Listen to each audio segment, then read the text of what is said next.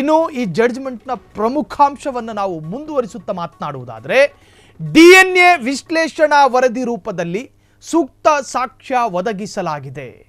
ಸಂತ್ರಸ್ತೆಯ ಸೀರೆ ಮತ್ತು ಇತರೆ ಉಡುಪುಗಳ ಮೇಲೆ ದೊರೆತ ಕಲೆಗಳು ಮ್ಯಾಚ್ ಆಗಿದೆ. ಈ ಮೂದೇವಿ ಅನ್ಕೊಂಡಿದ್ನೇನೋ ವಿಜ್ಞಾನ ಮುಂದುವರೆದಿದೆ, ನಾನು ಮಾಡಿರುವ ಮತ್ತು ನಾನು ಆಡಿರುವ ಆಟಗಳೆಲ್ಲವೂ ವೈಜ್ಞಾನಿಕವಾಗಿ ಸಾಬೀತು ಆಗೋದಕ್ಕೆ ಅನೇಕ ದಶಕಗಳು ಬೇಕಾಗಿ ಬರಬಹುದು. ನಾನು ಉಳ್ಳವನು, ನಾನು ಬಲಾಢ್ಯನು, ನಾನು ಅಧಿಕಾರವಂತ, ಹಾಗಾಗಿ ನಾನು ಉಳ್ಕೋತೀನಿ ಅನ್ಕೊಂಡಿದ್ನೇನೋ. ಆದರೆ ಇಲ್ಲಾಗಿದ್ದೆ ನೋಡಿ, ನ್ಯಾಯ ನೋಡಿ ಹೆಂಗೆ ತಿರುಗಾಡುತ್ತೆ ಅಂದರೆ, DNA ವಿಶ್ಲೇಷಣಾ ವರದಿ ರೂಪದಲ್ಲಿ ಸೂಕ್ತ ಸಾಕ್ಷ್ಯ ಒದಗಿಸಲಾಗಿದೆ. ಸಂತ್ರಸ್ತೆಯ ಸೀರೆ ಮತ್ತು ಇತರೆ ಉಡುಪುಗಳ ಮೇಲೆ ದೊರೆತ ಕಲೆಗಳು ಮ್ಯಾಚ್ ಆಗಿದೆ.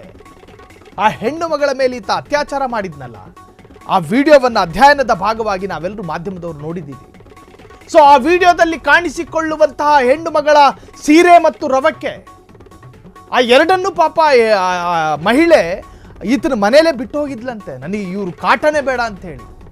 ಅದಾದ ನಂತರ ಈತನ ಮನೆಗೆ ವಾಪಸ್ ಬಂದಿದ್ಲು ಪಾಪ ಸಂತ್ರಸ್ತೆ, ನನ್ನ ಬಟ್ಟೆ ಬರೆ ಇಲ್ಲೇ ಇದ್ದಾವೆ, ನಾನು ತಗೊಂಡೋಯ್ತೀನಿ ಅಂತ. ಈ ಮೂದೇವಿ ಅದನ್ನು ಕೊಡ್ಲಿಲ್ವಂತೆ, ನಿರಾಕರಿಸಿದ್ನಂತೆ.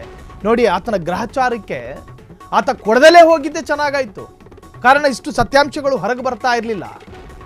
ಅದಾದ ಮೇಲೆ ಇದ್ದಕ್ಕಿದ್ದ ಹಾಗೆ ಈತನ ಮೇಲೆ ಕೇಸು ದಾಖಲಾಗುತ್ತೆ, SIT ರಚನೆಯಾಗುತ್ತೆ. ಈತನ ಮನೆಗೆ FSL ಎಕ್ಸ್ಪರ್ಟ್ಗಳು ಹೋಗ್ತಾರೆ, SIT ತಂಡದ ಅಧಿಕಾರಿಗಳು ಹೋಗ್ತಾರೆ. ಹೋದಂತಹ ಸಂದರ್ಭದಲ್ಲಿ ಆ ಸಂತ್ರಸ್ತೆ ಮಹಿಳೆಯ ಸ್ಯಾರಿ ಮತ್ತು ರವಕೆಗಳು ಸಿಗ್ತಾವೆ. ಆ ರವಕೆ ಮತ್ತು ಸ್ಯಾರಿಯ ಸುತ್ತಲೂ ಕೂಡ ಈ ಅಷಡ್ಢಾಳ ಮತ್ತು ಮೂದೇವಿಯ ವೀರ್ಯಾಣು ಪಸರಿಸಿತ್ತಂತೆ.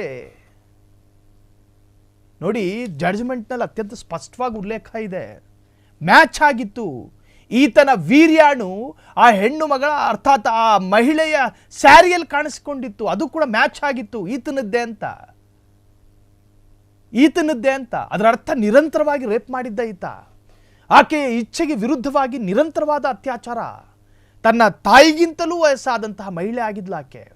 ಇವೆಲ್ಲವೂ ಅತ್ಯಂತ ನೋಡಿ, ಬರ್ಬರತೆಯಲ್ಲೊಂದು ಕ್ರೂರತೆ ಅಂತ ಹೇಳ್ತಾರೆ ನೋಡಿ, ಬ್ರೂಟಲ್ ಒಳಗೆ ಒಂದು ಕ್ರೂರತೆ ಇದು. ಕ್ಷಣ ಕ್ಷಣದ ಸುದ್ದಿಗಳಿಗಾಗಿ ಫ್ರೀಡಂ ಟಿವಿ ಸಬ್ಸ್ಕ್ರೈಬ್ ಮಾಡಿ, ಲೈಕ್ ಮಾಡಿ ಹಾಗೂ ಫಾಲೋ ಮಾಡಿ. ಹೊಸ ಸುದ್ದಿಗಳ ನೋಟಿಫಿಕೇಶನ್ಗಾಗಿ ಬೆಲ್ ಐಕಾನ್ ಮೇಲೆ ಕ್ಲಿಕ್ ಮಾಡಿ.